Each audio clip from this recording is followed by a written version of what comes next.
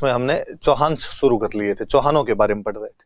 ज्यादा बातें नहीं बताई थी मैंने, उनके ओरिजिन से संबंधित कौन कौन सी थ्योरीज है वो हम पढ़ रहे थे। एक थ्योरी थी थ्योरी ऑफ फायर अल्टार्स, अग्निकुंड का सिद्धांत। कवि चंद बरदाई अपनी पुस्तक पृथ्वीराज रासों में लिखते हैं कि ऋषि वशिष्ठ आबू पर्वत पर एक यज्ञ कर रहे थे और उसकी जो फायर थी, उसकी जो अग्नि थी, उसमें राक्षस विघ्न डाल रहे थे। इसलिए उस यज्ञ की रक्षा के लिए उन्होंने 4 योद्धा उत्पन्न किए थे, जिनके नाम उन्होंने चौहान, चालुक्य, परमार और प्रतिहार बताए। कालांतर में ये 4 राजपूत जातियां इन योद्धाओं से चली थी। मुहणोत नैणसी और सूर्यमल मिश्रण इस सिद्धांत का समर्थन कर देते हैं। हम कहते हैं साहब आज के टाइम में ये बात इतनी व्यवहारिक नहीं लगती, इसलिए बाद के इतिहासकारों ने जोड़ा कि शायद वो पुराने क्षत्रिय रहे होंगे जिन्होंने किन्हीं भी कारणवश हिंसा का मार्ग छोड़ दिया होगा, और इस समय जब मुस्लिम आक्रमण हो रहे थे तब देश को बचाने के लिए एक ऋषि आह्वान करता होगा कि तुम जागो, पुनः शस्त्र उठाओ और लड़ने के लिए जाओ। या कोई कबीले के सरदार रहे होंगे जिनको इस प्रकार से अग्नि में दीक्षित करके मंत्रों के माध्यम से अभिषिक्त किया गया होगा, चेतावनी दी गई होगी आक्रमणों के प्रति, क्षत्रियों में शामिल किया गया होगा।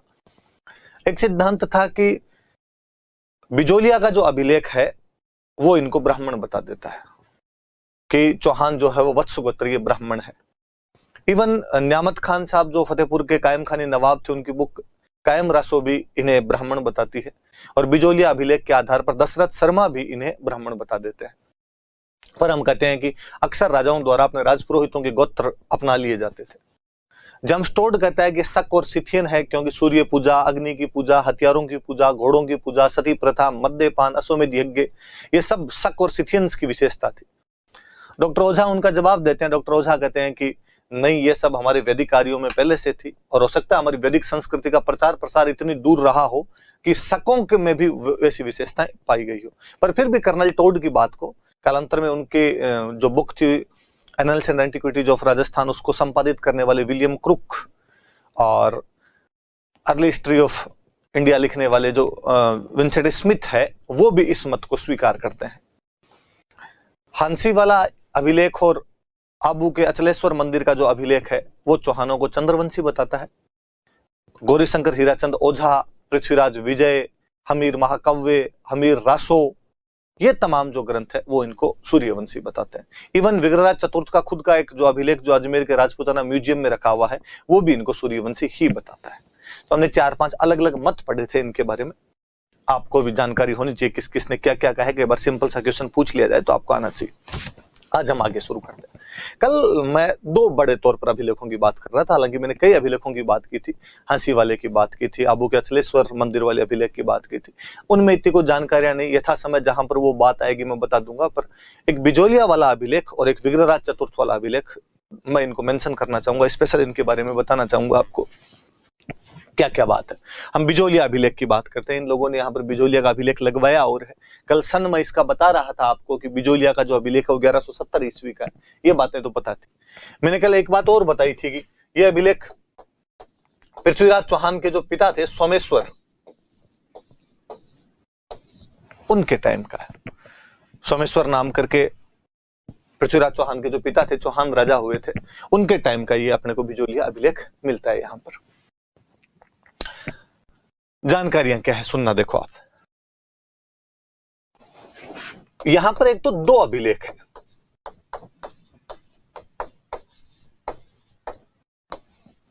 बिजोलिया में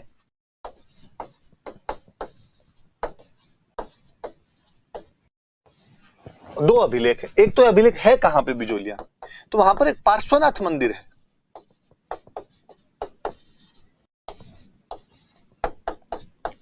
उस पार्श्वनाथ मंदिर के अंदर ये 2 अभिलेख लगे हुए हैं। वहां पर पास की किसी चट्टान पर ये अभिलेख वहां पर लगाए गए। जैनों का मंदिर है, कुछ जैन सेठ हुए थे, उन्होंने इसका निर्माण वगैरह करवाया था। अपने काम की जो मोटी मोटी बातें आपको याद रखनी है वो मैं बताता हूं कि इस अभिलेख से हमें क्या क्या जानकारियां मिलती है। सोमेश्वर का वर्णन इसलिए आ जाता है कि सोमेश्वर के टाइम में इस मंदिर को एक गांव दान के अंदर दिया गया था। वो गांव दान के अंदर दिया तो इसलिए वो चौहानों की वंशावली वगैरह इसके अंदर मिलती है। तो एक तो चौहानों की वंशावली मिलती है इसमें। फिर इसी के अंदर चौहानों के बारे में लिखा हुआ है कि चौहान वत्स गोत्रीय ब्राह्मण है।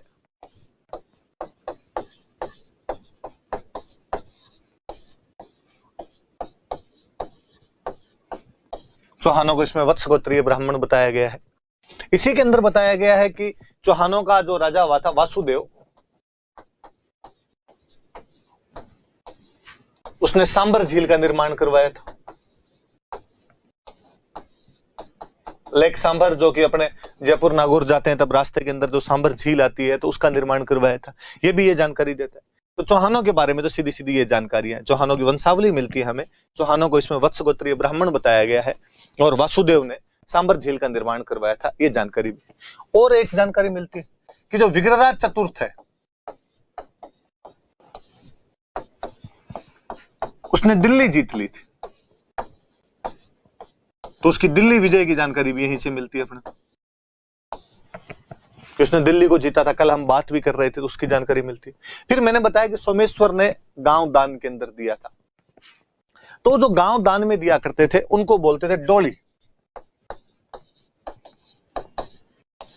मंदिर को दिए जाने वाले जो भूमि अनुदान होते, जो लैंड ग्रांट दिए जाते थे, उनको डोहली बोलते थे।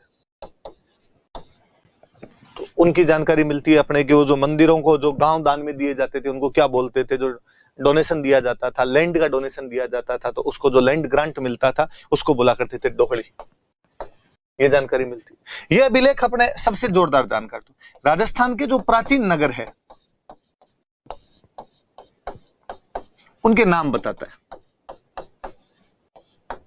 या मैं ज्यादा अच्छे शब्दों में कहूं तो राजस्थान के नगरों के प्राचीन नाम बताता है कि एंशिएंट में उनके नाम क्या रहे थे, इनकी जानकारी देता है। जैसे मैं 2-3 एग्जांपल आपको देता हूं यहां पर।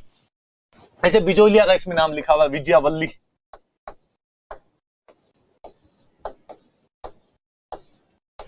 जैसे नागौर का इसमें नाम मेरा पहले बताया हुआ, अभी इसमें नागौर का नाम मिलता है अहिछत्रपुर। आपने खूब सारा डिस्कस कर चुके हैं इस पर। जैसे इसमें जालोर का नाम लिखा हुआ है जाबालीपुर।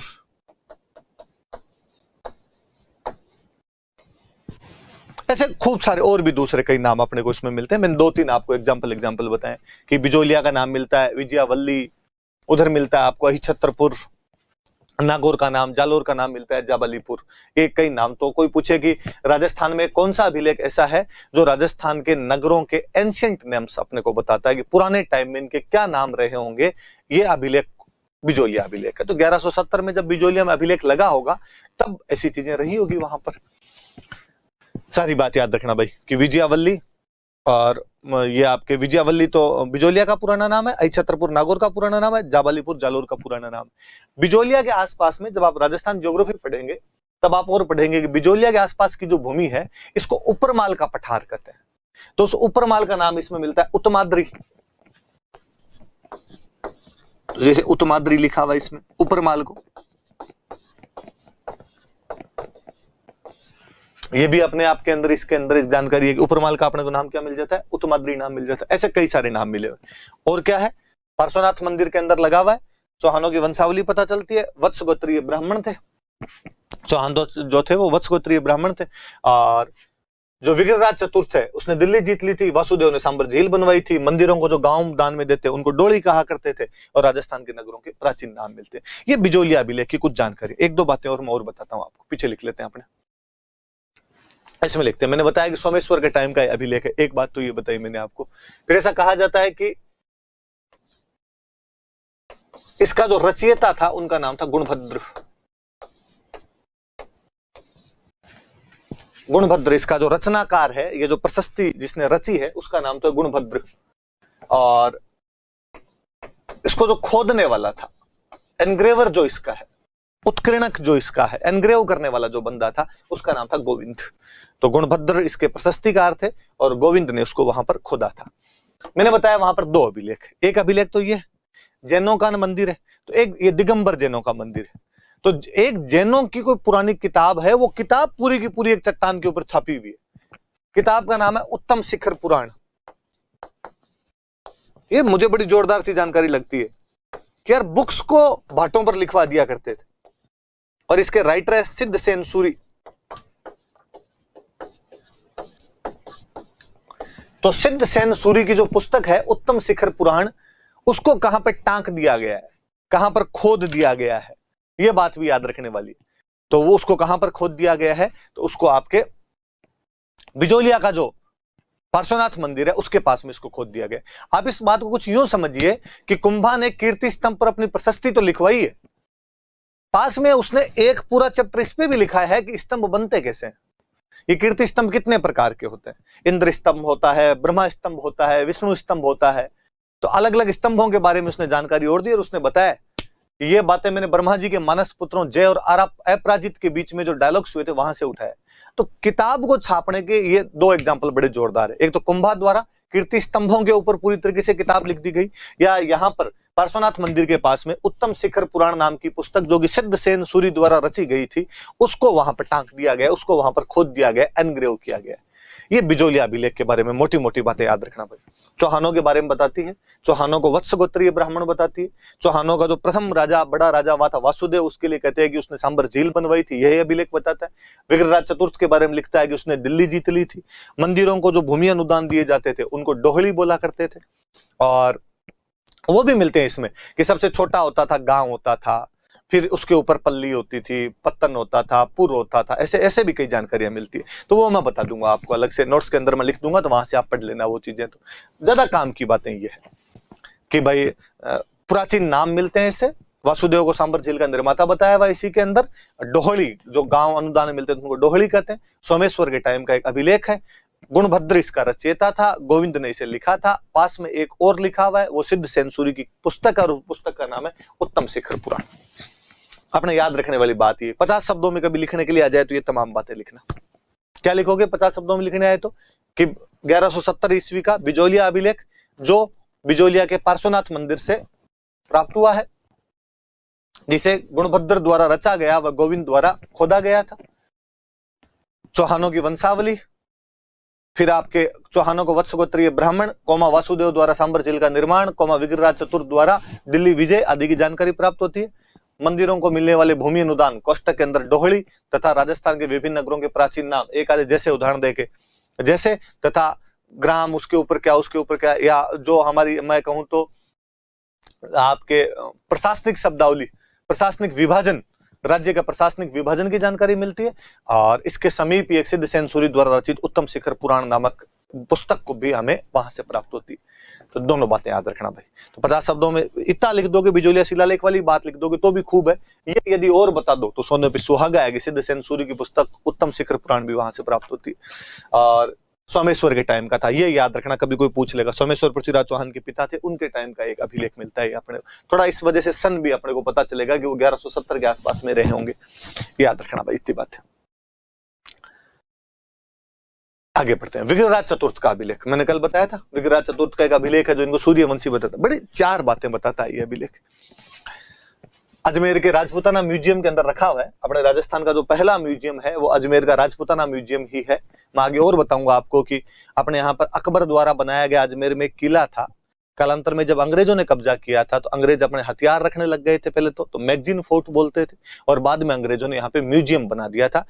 राजस्थान को उस टाइम राजपूताना बोलते थे, तो उस म्यूजियम का नाम राजपूताना म्यूजियम कर दिया गया था। वहां पर यह अभिलेख लिखा हुआ है। 4 बातें बताता है। एक बात तो यह है कि चौहान सूर्यवंशी थे। एक ये बताया हुआ है कि ये मालव जो थे,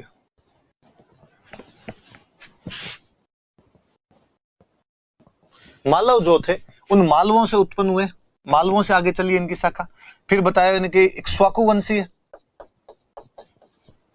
फिर एक बताया है कि कुश के वंशज है।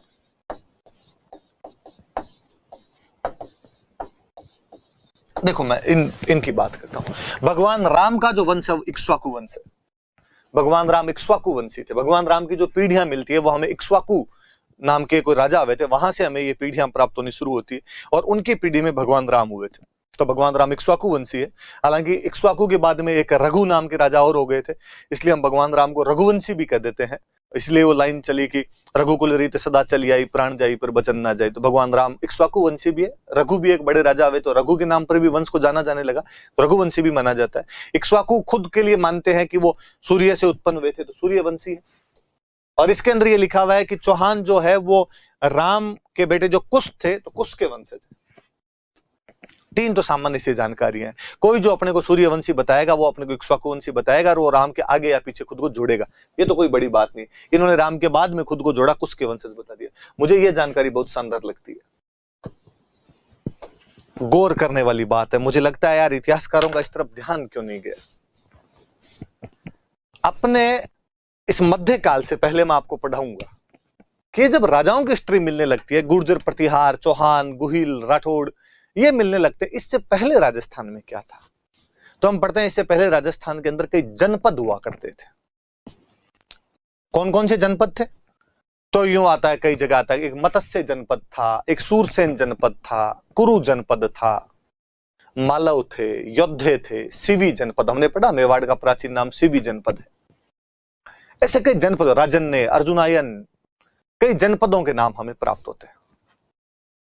और ऐसा कहा जाता है कि ये जातियां थी, इन जातियों का जहां जहां पर कब्जा रहा था वहां वहां उस जनपद का नाम वो हो गया। जैसे मालव जनपद, मालव जनपद अपने जयपुर और टोंक की बाउंड्री पर हुआ करता था।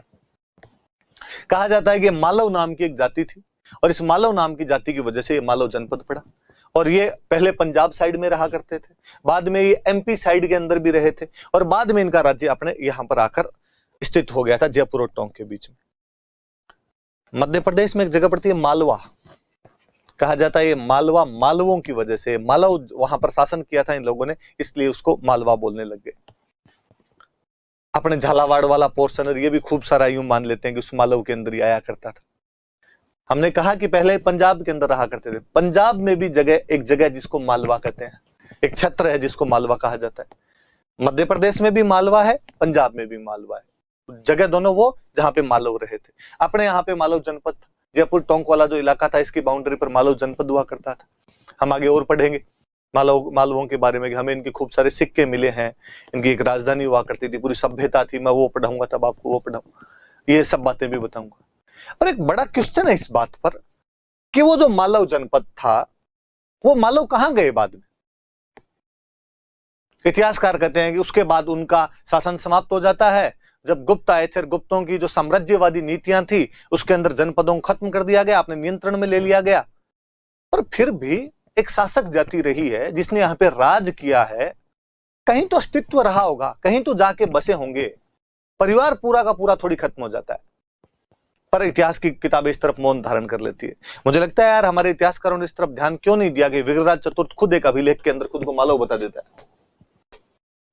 इट में ये पॉसिबल है कि वो मालव कालांतर में उनकी पीढ़ी के अंदर कोई चौहान नाम का आदमी हो गया हो। और कहा भी जाता है कि इनका चौहान नाम इसीलिए कि इनमें सबसे पहले कोई चहमान नाम का व्यक्ति हुआ था, उस चहमान की वजह से ये चौहान हो गए। तो हो सकता है कि मालवों की पीढ़ी के अंदर कोई चहमान हुआ हो, मालव शक्तिशाली थे, बाद में पतन हुआ होगा, फिर कोई चहमान नाम का आदमी आया होगा, उसने वापस राइज किया होगा और उसके नाम से बाद में इन्होंने खुद को चौहान बताना शुरू कर दिया। यदि इतिहासकार इस तथ्य की तरफ ध्यान दे तो मुझे लगता है एंशियंट राजस्थान के बारे में जो अभी तक अंधकार छाया हुआ है, हम ढंग से जानते नहीं है, कोई ढंग की बुक भी नहीं मिलती एंशियंट राजस्थान पे। ले दे के स्वनाम धन्य मूर्धन्य इतिहासकार गौरीशंकर हीराचंद ओझा ने राजपुताने का प्राचीन इतिहास नाम से एक पुस्तक जरूर लिखी है, जिसमें उन्होंने यत्र तत्र इन छोटे छोटे वंशों की थोड़ी बहुत जानकारियां देने का प्रयास किया है, लेकिन बहुत महीन काम है वो, ज्यादा विस्तृत जानकारियां नहीं मिलती है। यत्र तत्र उनको जहां कुछ मिला उन्होंने डालने की कोशिश की है। कंपाइल जिसको कहते हैं वैसा कुछ नहीं है, कुछ कंक्लूड करने वाला हो वैसा कुछ भी नहीं है। और इसलिए यह समस्या पैदा होती है कि अचानक हर्षवर्धन की मृत्यु के बाद में और एक जाति दिखाई देने लग जाती है, राजपूत।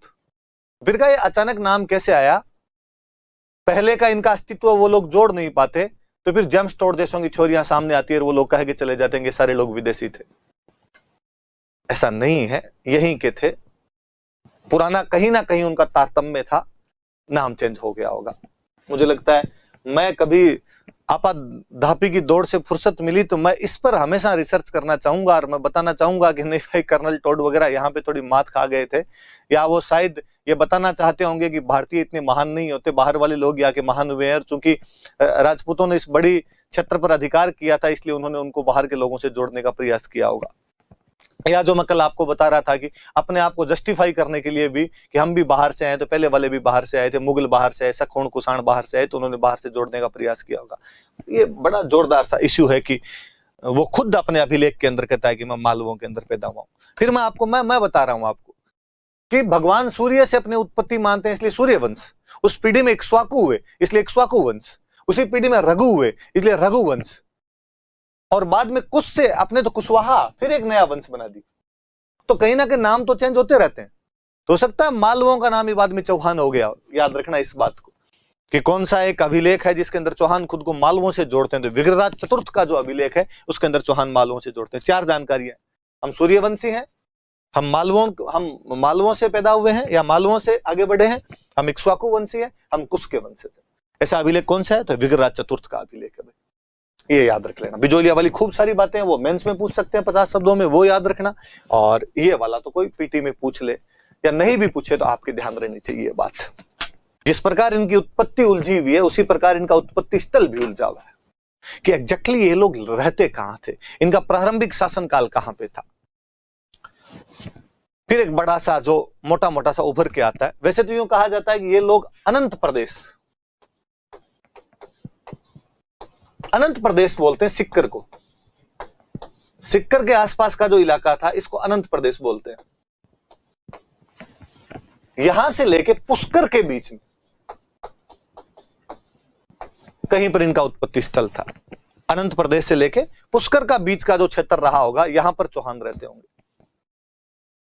पर हम कहते हैं कि नहीं भाई, एग्जैक्टली यदि थोड़ा ज्यादा नजदीक जाया जाए, ये तो बहुत बड़ा आपने यार क्षेत्र कर दिया कि लो इससे इसके बीच में मान लो आप।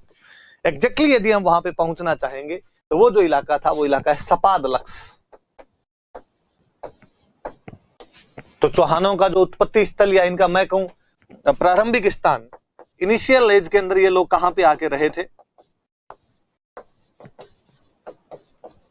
तो वो कोई स्थान है तो वो सपादलक्स है। फिर बात आई कि सपादलक्स फिर कौन सा क्षेत्र है, तो कहा कि सांबर झील के आसपास का जो क्षेत्र है वो सपादलक्स है।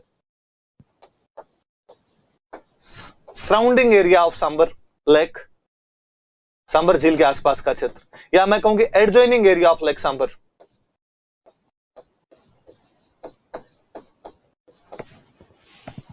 वो इनका प्रारंभिक स्थान रहा होगा। का सपादलक्स का मतलब क्या हुआ? का ये 1.25 लाख मतलब होता है इसका। 1.25 लाख तो समझते हो, 1 लाख और 1.25 मतलब चौथाई भाग, 1/4, तो 1.25 लाख है। और अपने बाकायदा फिर मारवाड़ी के हिसाब से तो इसको बोलने भी लगे थे, 1.25 लाख भी बोलते थे इस क्षेत्र को। तो इस 1.25 लाख का क्या मतलब हुआ? हो सकता है उनके पास में 1.25 लाख बिघा जमीन रही हो, इतनी जमीन पर उनका कब्जा रहा हो। कोई जनसंख्या होगी, कोई गांव की संख्या होगी, इनकम हो सकती है। पर सपादलक्स का मतलब 1.25 लाख होता है। सपादलक्स मतलब सांबर के आसपास का क्षेत्र। शुरुआत के अंदर इन लोगों की राजधानी थी अहिछत्रपुर। अहिछत्रपुर हमने अभी पढ़ लिया। कौन सा अहिछत्रपुर? तो हमने कहा भाई नागौर। और बाद में इनकी राजधानी बन गई थी सांबर। बाद में तो राजधानी कौन सी बन गई थी इनकी? सांबर इनकी राजधानी बन गई थी। तो शुरुआत में अहिछत्रपुर में रहे थे, बाद में इनकी राजधानी अपने सांबर बन जाती। चूंकि इनकी राजधानी सांबर रही थी इसलिए उपाधि मिलती है। सांबर का एक नाम और मिलता है हमें, सकंभरी। सकंभरी माता का मंदिर है यहां पे। सांबर के अंदर सकंभरी माता का मंदिर बना हुआ। तो सकंभरी माता को ये ज्यादा मानते होंगे इस क्षेत्र में, तो इनकी एक उपाधि मिलती है अपने को।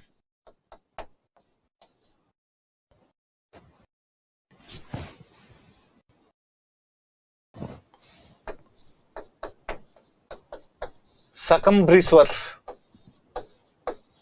अब कोई आपको पूछे कि राजस्थान में कौन से राजाओं की उपाधि सकंभरीश्वर है, तो चौहानों की उपाधि है। या इसी की वजह से एक नाम और पड़ा, संभरी राज। सांबर में अधिकार कर रखा था इसलिए नाम है संभरी राज। मैं वापस बातें समझाता हूं, सुनना। इनके उत्पत्ति स्थल को अनंत प्रदेश, जो कि सिक्कर वाला इलाका है, वहां से लेके पुष्कर के बीच का क्षेत्र माना जाता है। इस क्षेत्र के अंदर प्रारंभ के अंदर ये लोग रहे होंगे। पर एग्जैक्टली यदि हम किसी स्थान पर जाना चाहें तो सपादलक्स है। सपादलक्स का मतलब है सांबर के आसपास का इलाका। सपादलक्स का वैसे मतलब ये होता है 1.25 लाख, तो हो सकता है आसपास में 1.25 लाख बीघा जमीन इनके पास में रही होगी, इसलिए उस क्षेत्र को सपादलक्स बोलने लगे होंगे। सांबर में शकंभरी माता का मंदिर बना हुआ है, इसलिए इसको शकंभरी भी कहा जाता था, और इसलिए इनकी एक उपाधि शकंभरीश्वर या संभरी राज, सांबर में अधिकार के इसलिए संभरी राज इनकी उपाधि भी मिलती है। और बिजोलिया अभिलेख कहता भी है कि हमारा वासुदेव जो प्रथम पुरुष था उसने सांबर झील का निर्माण करवाया था, तो इनके अंदर खुद में भी ये बातें थी, केवल इतिहासकारों ने ये खुद भी लिखते। सपादलक्स जब ये रहा करते थे तो प्रारंभ में राजधानी थी ऐचत्रपुर, जिसे हम नागौर के नाम से जानते हैं, जो कि जब जांगड़ देश वाले थे तब भी उनकी राजधानी का काम किया करता था वहां पर वो। और बाद में इनकी राजधानी कौन सी हो गई थी, तो बाद में इनकी राजधानी हो गई थी सांबर। अपने तमाम बातें याद रखना। तो प्रारंभिक स्थान सपादलक्स है, जिसकी राजधानी ऐचत्रपुर हुआ करती थी, कालांतर में वो राजधानी सांबर के अंदर आ गई थी, और सांबर की वजह से शकंभरीश्वर और संभरी राज इनकी उपाधियां मिलती। बाकी याद रहे तो भली बात, नहीं याद रहे तो भली बात, काम की बात बड़ी बड़ी सी इतनी थी आपकी। हालांकि एक इतिहासकार और है अपने, रामकरण आसोपा, और रामकरण आसोपा तो कहते हैं, नाम लिख दूं, रामकरण आसोपा नाम के इतिहासकार में, और वो कहते हैं सांबर झील के चारों तरफ रहते थे, चहुं ओर रहते थे, इसलिए चौहान है। चारों तरफ रहने वाले लोग तो चौहान, चारों तरफ के लोग, तो सांबर झील के चारों तरफ के इलाके पर इनका कब्जा था, इसलिए इनका नाम चौहान पड़ गया। हालांकि ये कोई सच्चा है नहीं। जयानक जो बहुत पहले किताब लिख के गया था वो इसका मीनिंग और ही कुछ बताता है। वो कहता है कि नहीं साहब, चय का मतलब चाप होता है का मतलब हरी होता है, मैं का मतलब मान होता है, नय का मतलब नए होता है। और इस प्रकार सारी प्रतिभा इनके अंदर थी। ये विद्या में भी थे, ये धनुष चलाने में भी अच्छे थे, इनका सब सम्मान करते थे, तो इस वजह से भी इनको चहमान कहा जाता है। ऐसी कोई बात सच्ची है या नहीं हमें नहीं पता, पर अपने आसोपा वाली बात याद रखना। कोई ये पूछ ले, ये पूछा जा सकता है कि किसके अनुसार सांबर झील के चारों तरफ रहने के कारण ये चौहान कहलाए थे, तो ये किसके अनुसार है, रामकरण आसोपा के अनुसार है। देखना आप थोड़ा और दिमाग लगाना, आपके समझ में आएगी।